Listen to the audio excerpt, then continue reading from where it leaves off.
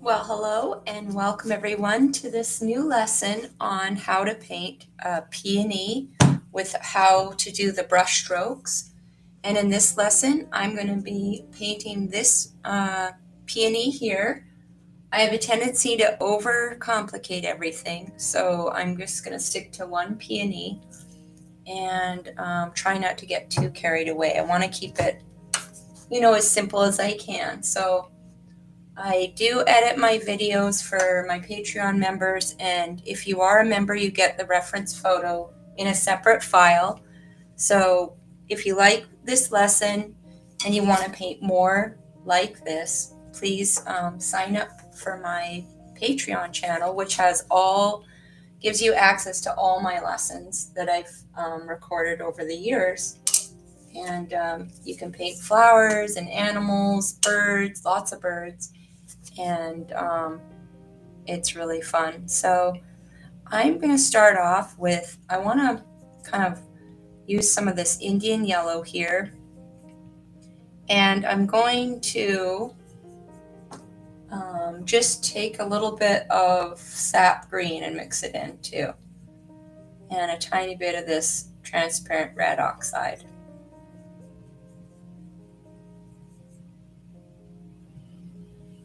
Just want to make sure.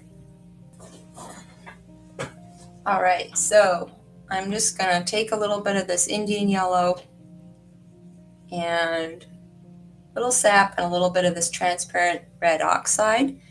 And I just want to start off by kind of marking off where I want my peony to go. And there's different ways to paint the peony. Today I'm just going to do this one where we kind of block in with all the undertones and then work our way to the lightest light. So it's kind of a fun way to paint. I'm blocking in with these transparent colors. And this is just an inexpensive Michaels canvas that I'm using today. You can get them in like value packs. And so I just bought a little pack of them for doing these demos. It's kind of a little bit of a cheaper way to paint. So I'm kind of just going to block that in. And another tip, if you want to paint using an inexpensive canvas, but you want it to feel like an expensive canvas, just buy a pack of these. And I use some acrylic medium. And this is just a gesso, plain white, I got it at Michaels.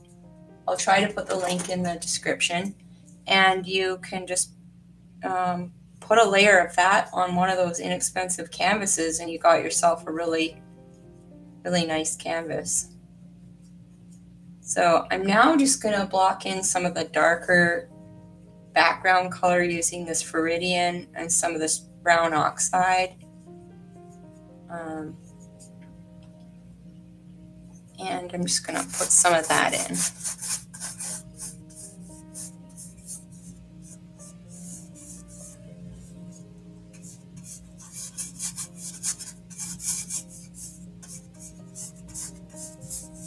And if you learn how to paint peonies, it's sort of fun because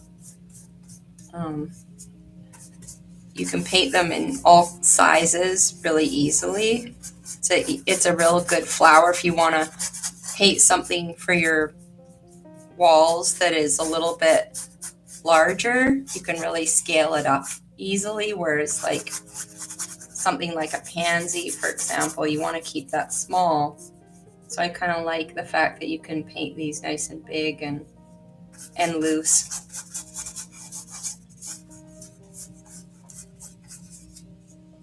So I'm just going to fill in, get rid of that white.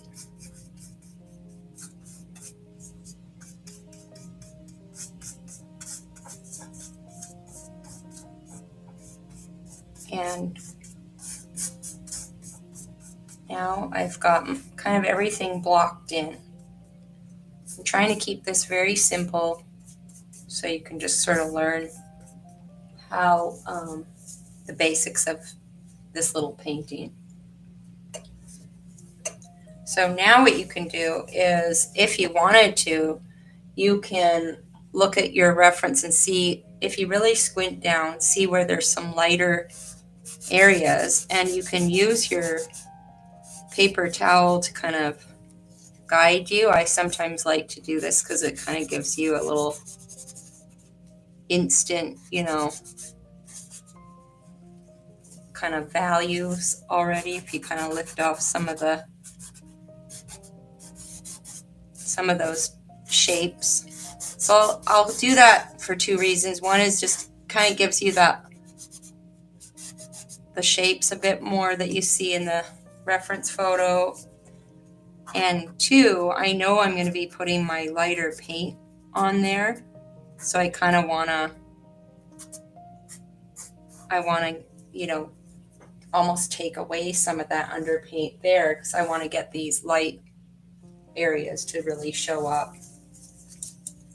But I like to leave this nice and the paint kind of, it's all transparent and it's all really loose, so you can mix in some whites and stuff there. So I'm just going to get some of my titanium white and can just use a little bit of what's under the underpaint there.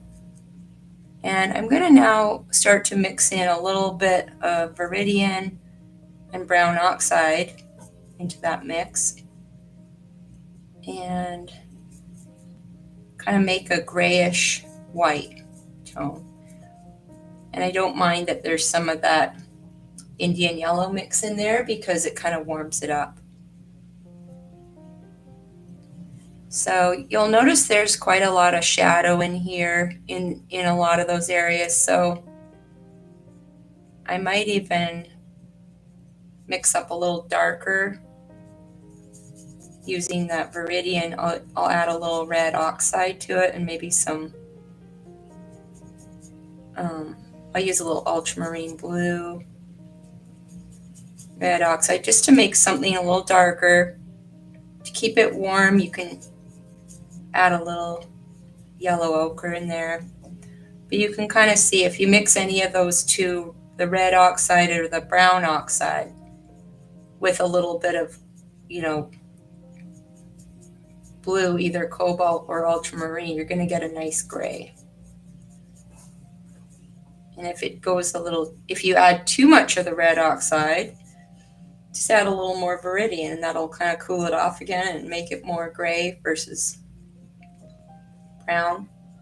So you can see I've got a nice warm gray here, and then I've got this kind of more yellowy gray. I could, tone that a little bit, tone it down a little, using a little of that green again. And that's a really inexpensive Viridian green, by the way. I got that from Blick, and it was the Studio oil color. But for beginning, it's not bad too. It's a good enough quality paint. All right, so now I'm going to start to I'm going to work on this sort of darker shadow area here. And just sort of looking at the edges of those petals are kind of more frayed. So I'm putting my paintbrush for those brush strokes. I'm using kind of the side of my brush more and to get those edges in.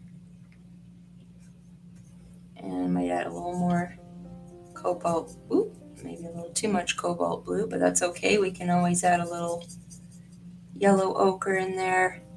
So I want to really make sure I get that sort of shadow in there before I start adding the white, because once you add the white in there, it's very hard to darken it. You'll have to go and kind of add a bunch of paint to make it dark. So I'm just looking at those brush strokes, and for this this is an 8 flat, and it's called a Silver Brand Ruby Satin. So it's one of the more fancy brushes I have, but you can do this with any brush. You could use this. This is just a Utrecht brand, but you can use any flat to get that kind of square edge. So for for this part of this flower, I'm just sort of using the edge of my brush to get those darker greens in there. Well, grays, I would say, sorry. And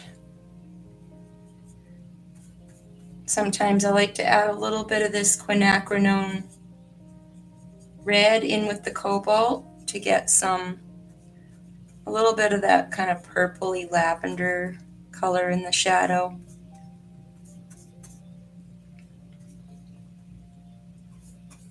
And now I'm just sort of looking at these. There's a few darker bits there. Just putting in a little bit. Now, before I add too much of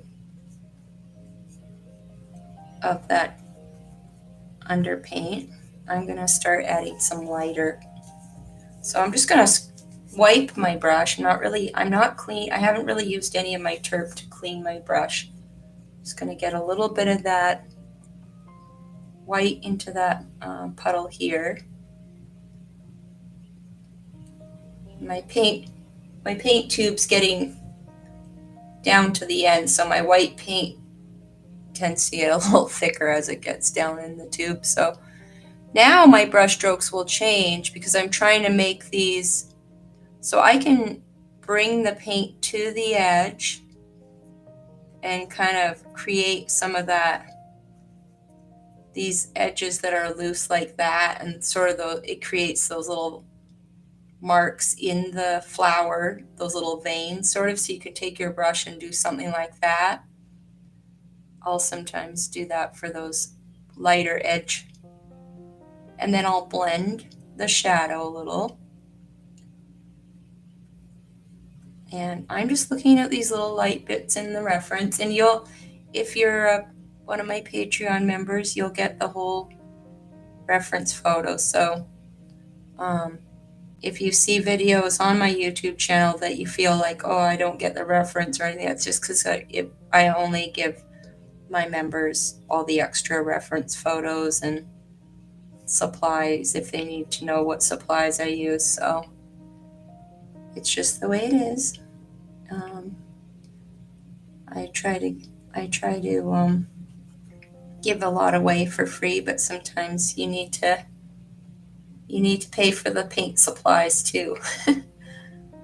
So I'm just kind of going around and I'm looking at these light spots and the shapes. I don't ever really go for exact here, but when I start to get to these ones that are more light, I'm going to pull that paintbrush down and into the flower just to give it that nice, feeling of coming from that center, the way they all kind of are like little frills that come down into the flower. So I'll put a little of that white there, and then I can drag it down into the flower there just to give it that nice look. And later you can always use the background to reestablish edges. So for now, I'm just kind of looking at certain petals that I like to see, and I'll pop in some of those shapes, and they're not even close to exact, so you don't have to get it perfect. And that's another thing I love about peonies, is they're so dramatic, but they're so kind of loose that you don't need to worry too hard about getting it all perfect. So just remember to kind of bring, there's a bunch of petals that kind of start to kind of hang down here. So I'm kind of just bringing those in. And now I'm going to get some lighter paint, and I can kind of really add to those edges there.